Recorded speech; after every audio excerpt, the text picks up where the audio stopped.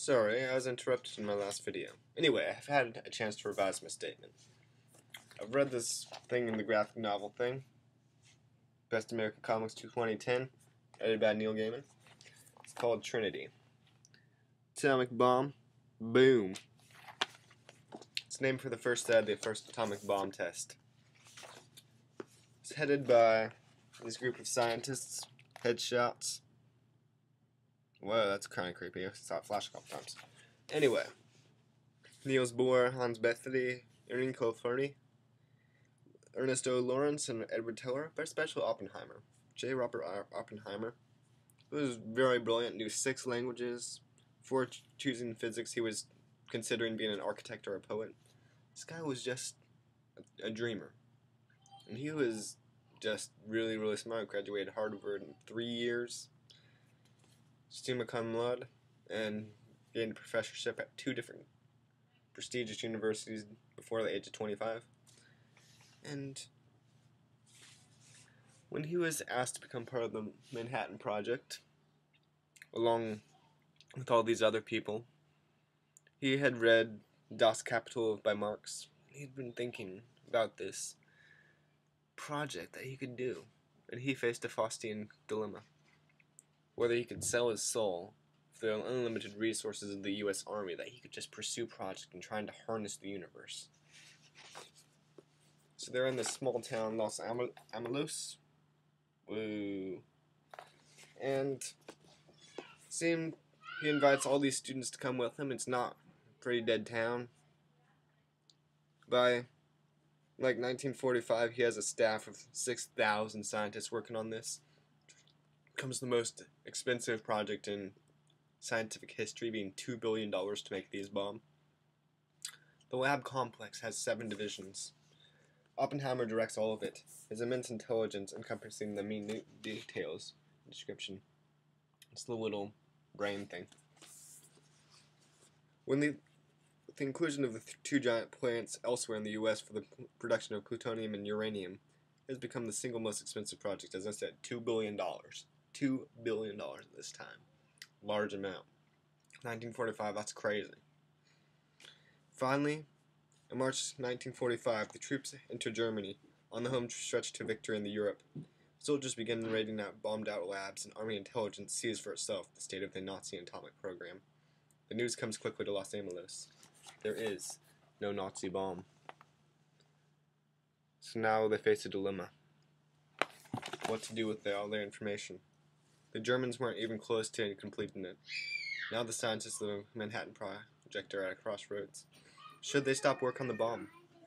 There's no chance that Japan can build one. Should they continue and finish building the most destructive weapon in human history?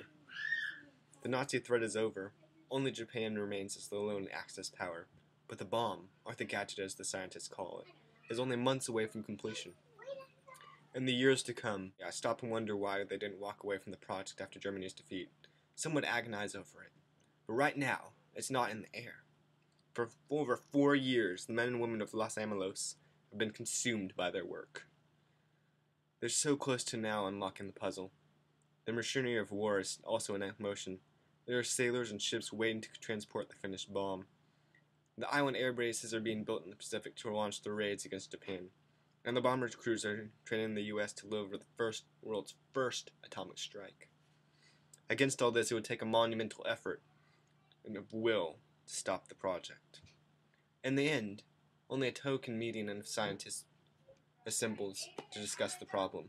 50 attend. Out of 6,000, 50 attend. Oppenheimer is among them. At the meeting, some suggest it's time to abandon the effort. Some would say it's morally wrong to continue. Oppenheimer argues otherwise. The bomb is a weapon so terrible, it can make war unthinkable. For better, he insists, to complete its construction to let the world know of its existence rather than to hide it. Especially with the recent talk with the United Nations after being established after the war's end, the bomb could be a powerful deterrent against future wars. It could be a force for good. Perhaps he's still in the grip of the technically sweet problem. Perhaps he genuinely believed that the bomb's ability could end all wars. Either way, Oppenheimer's argument wins out. as it always does. Finally, in July of 1945, work on the gadget is completed. All that remains is a test.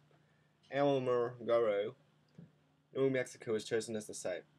Formerly Apache country, it's known by the handful of locals about its Spanish name, El Jorano del Muerto, the Journey of Death.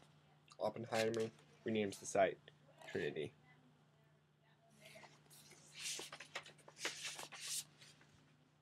The test is set for 4 a.m., July 16th.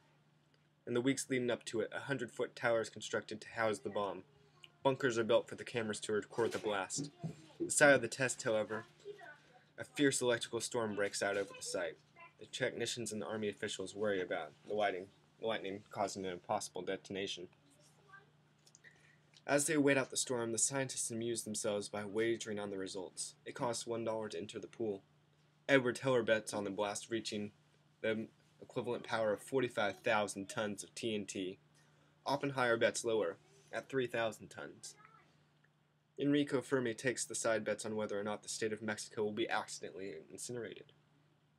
Finally, in the early morning, the countdown resumes, and the scientists don their protective lenses. 5, 4, 3, 2, 1.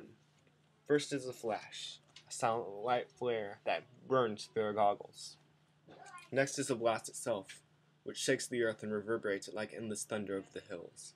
The heat flash follows, burning the hair off the hands of scientists in the bunkers 5 miles away. A local rancher looking out over his window wonders why the sun is rising in the wrong direction. Finally, the great cloud rises up into the air, dwarfing the landscape, and making even the mountains look small by comparison. To observers, it seems to take an eternity, and everyone who sees it is forever changed by the experience. It must have been an awesome sight. The cloud that churned over the sky in New Mexico that day was filled with vivid colors, green and orange flashes, announcing the birth of the modern world. For me, personally, that explosion at Trinity summed up everything about humanity and human history. In that cloud was contained all of our aspirations and achievements, both good and bad. That we could become as short-sighted and narrow-minded as animals, that we could harness and control the primal force of the universe, the same force that powers the stars, and that we could turn it into a weapon. Oppenheimer later spoke of the reaction to the scientists as they witnessed that cloud. Linkin Park's latest album, Thousand Suns, has his actual dialogue with a backtrack on it. It's just haunting. I'd like you to listen to it. He knew the world would not be the same.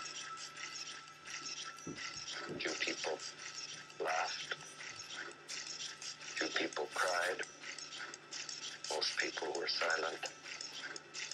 I remembered the line from the Hindu scripture, the Bhagavad Gita.